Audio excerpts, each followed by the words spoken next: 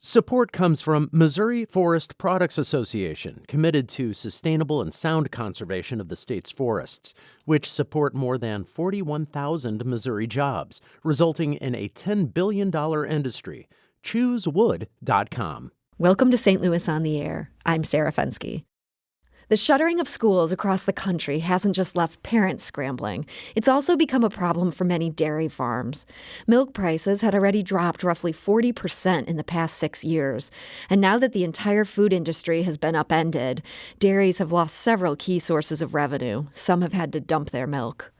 But a small dairy farm in Greenville, Illinois is still pumping and delivering fresh milk daily. Rolling Lawns Farm is even rolling out some new products.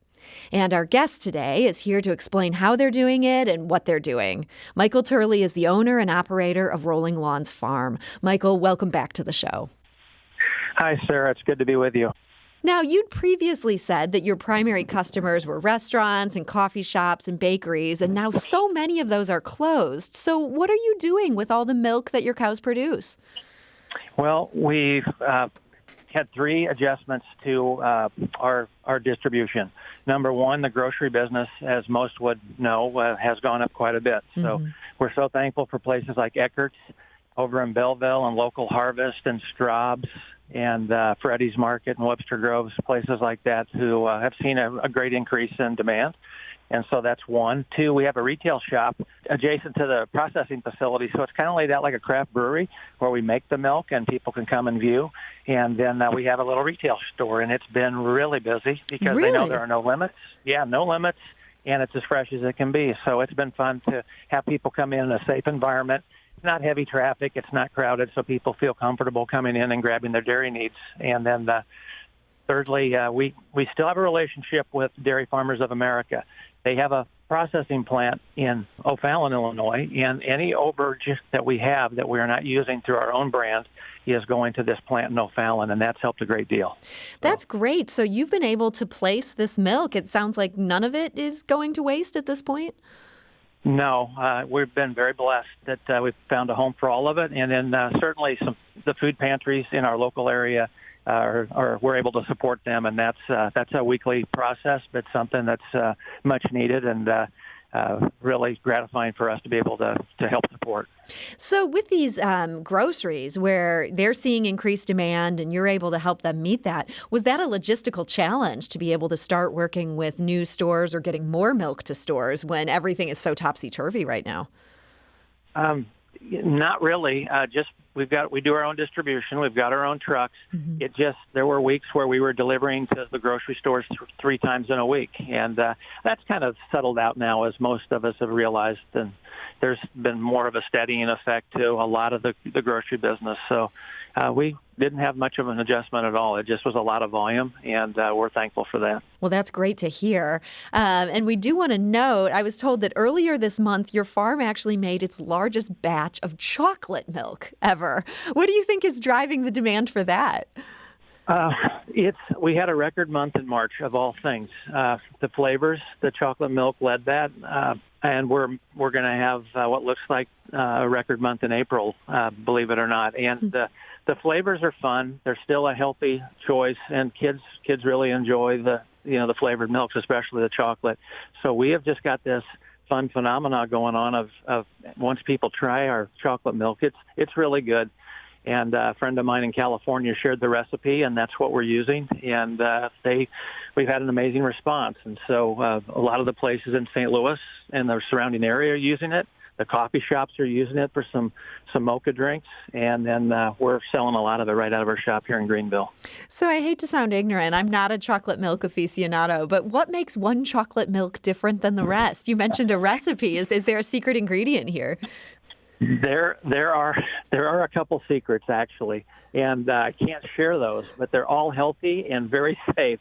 It's how you blend it, and it's just 2% milk, so we have a low-fat chocolate milk, and we use real sugar. A lot of the chocolate milks today, not all, some still use a pure cane sugar as a sweetener, but many of them use a high fructose corn syrup, and it's a cheaper alternative, and it mixes easier. But we're going to do it the hard way for quality, and it's turned out great. And it just really comes back, Sarah, to how we process. We slow everything down.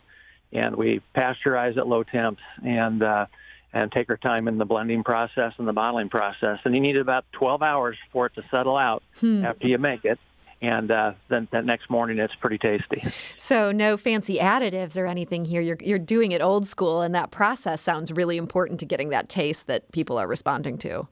Yeah, rich and creamy is what most folks seem to be going for, and we can do that, and it's all natural, and it's all on the bottle. So nothing to hide, and it's just how you do it.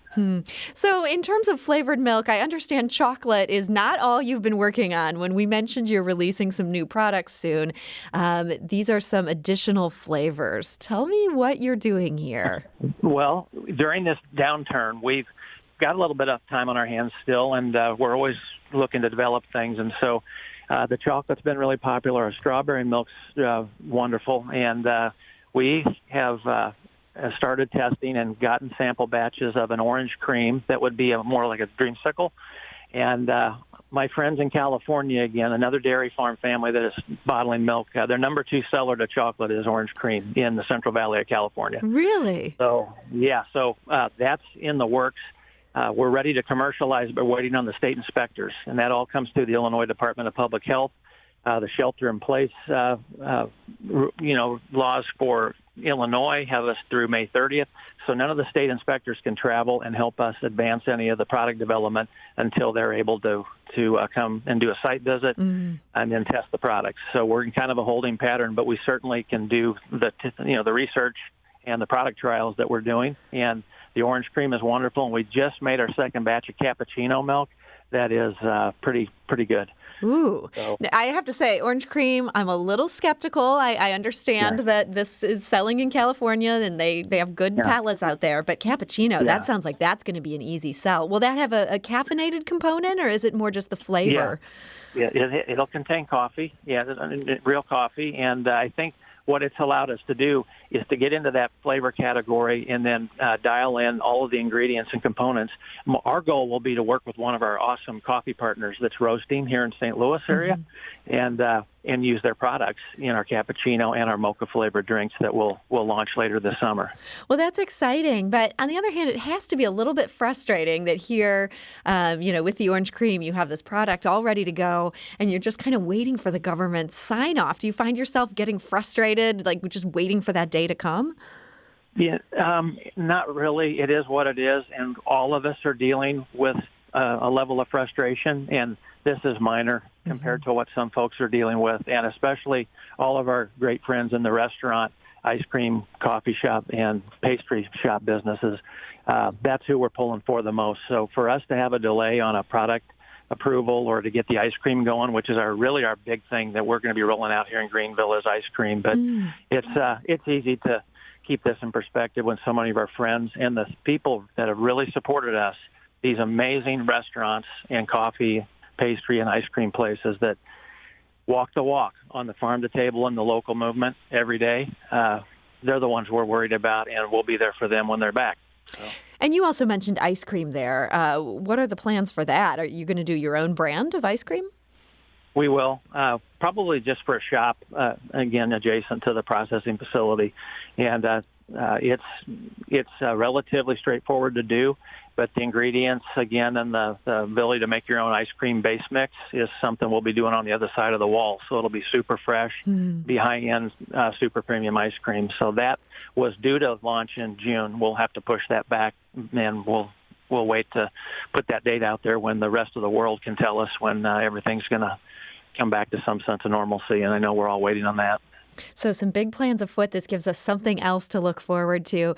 In the meantime, Rolling Lawn Farm has some great social media accounts, and you like to sort of give glimpses of your life as a dairy farmer on that. And recently you shared that all dairymen have a favorite cow, and that yours is named Faith. What makes her the favorite?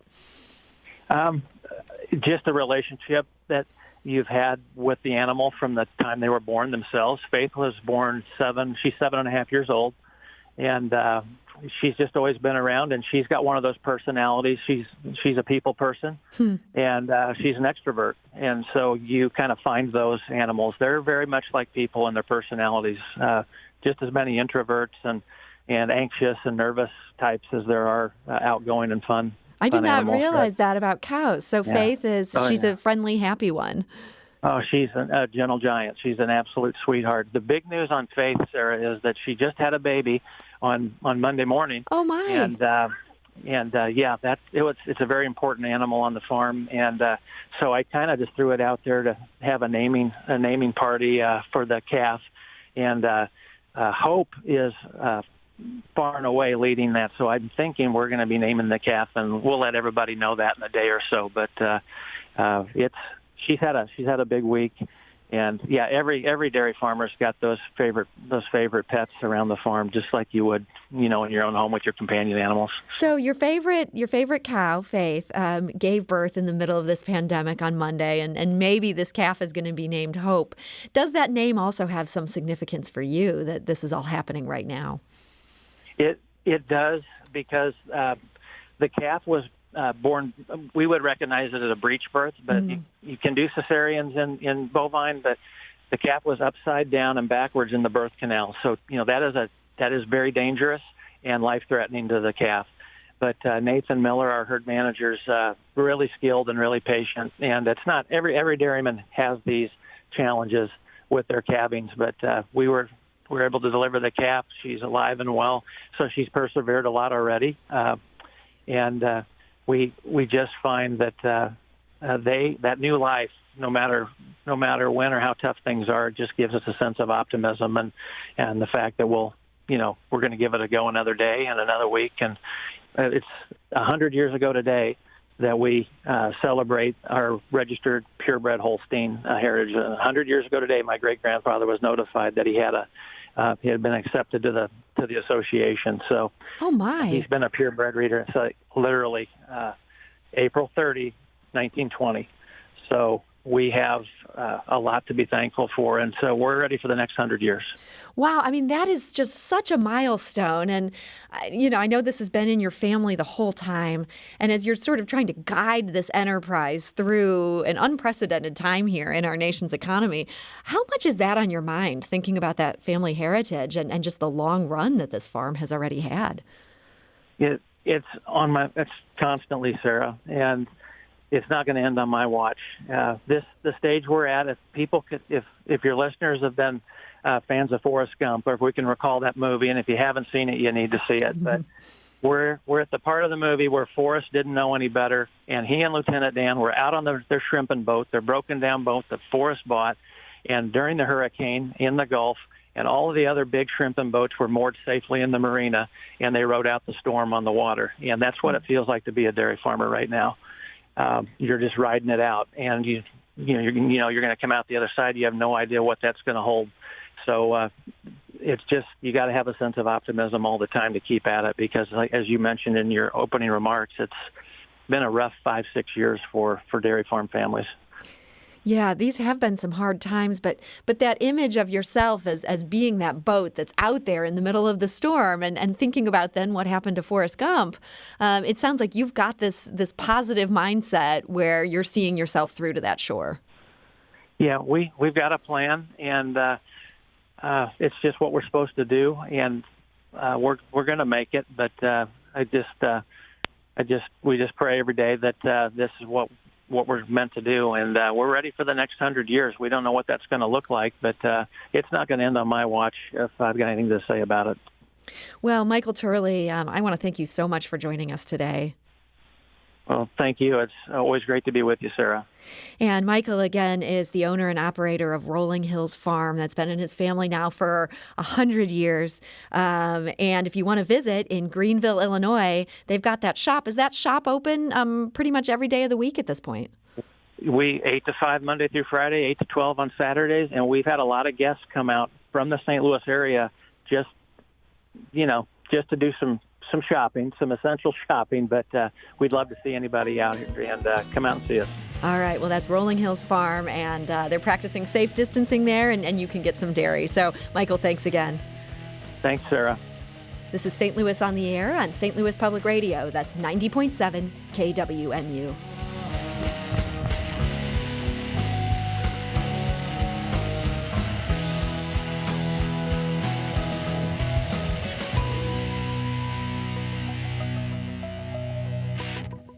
Support comes from the Missouri Forest Products Association, providing more than 41,000 jobs in the production of wood pallets, railroad ties, white oak barrels, hardwood floors, and more. Details at choosewood.com.